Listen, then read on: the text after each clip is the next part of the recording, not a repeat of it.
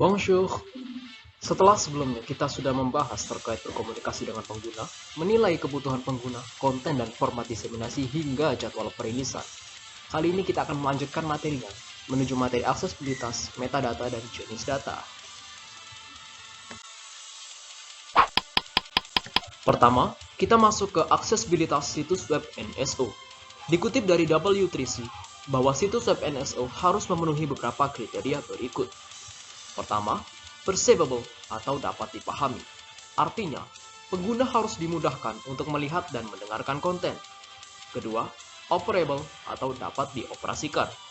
Artinya, tersedia cara untuk membantu pengguna dalam menavigasi dan menemukan konten. Ketiga, understandable atau dapat dimengerti.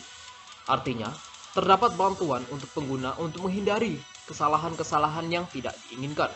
Dan yang terakhir, robust atau kuat, dengan cara memaksimalkan kompatibilitas dengan agen pengguna saat ini dan yang akan datang. Selanjutnya, metadata. Metadata sangat penting untuk memastikan kualitas, kemampuan interpretasi, hingga kegunaan dari kumpulan data. Tujuan dari adanya metadata untuk membantu pengguna dalam menafsirkan, memahami, hingga menganalisis data statistik.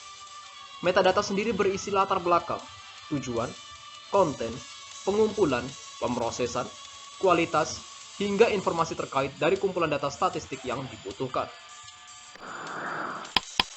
Metadata biasanya muncul di samping data, dalam bentuk label grafik dan catatan kaki, atau bahkan bisa dalam bentuk catatan penjelasan. Metadata sendiri mencakup dokumentasi definisi, hubungan antar variabel, spesifikasi, prosedur, skema klasifikasi, dan instruksi. Metadata dibagi menjadi dua. Yang pertama, metadata struktural. Digunakan untuk mengidentifikasi, mendeskripsikan, atau mengambil data statistik secara formal. Kedua, metadata referensi. Digunakan untuk menggambarkan isi dan kualitas data statistik dari sudut pandang semantik.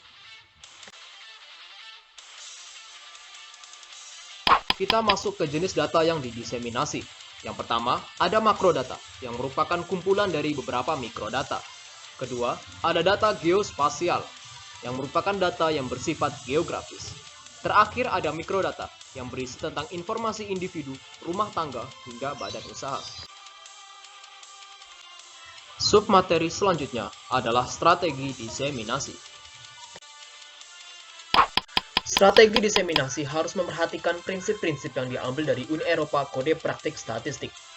Pada bagian ini berkaitan dengan lingkungan institusional yang terdiri dari independensi profesional, koordinasi dan kerjasama, mandat pengumpulan data, kecukupan sumber daya, komitmen akan kualitas, kerahasiaan statistik dan proteksi data, hingga ketidakberpihakan dan objektivitas.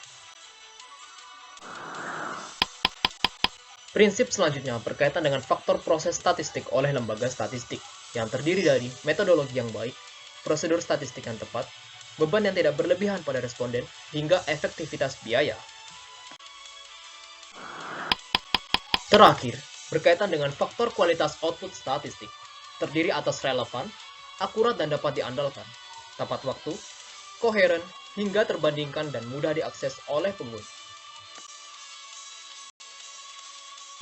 Berikut adalah cakupan-cakupan yang dapat dimuat di dalam strategi diseminasi berdasarkan Hukum Umum Statistik Resmi oleh GLOS tahun 2016.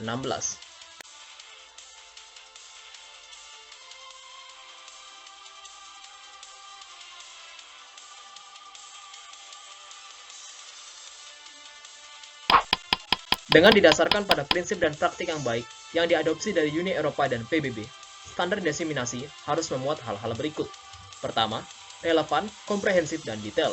Kedua, akurat, handal, konsisten, dan dapat dibandingkan. Ketiga, up to date. Keempat, otonomi, independensi, dan profesional, dan sebagainya. Itulah tadi pembahasan singkat dari kami. Terima kasih. Merci beaucoup.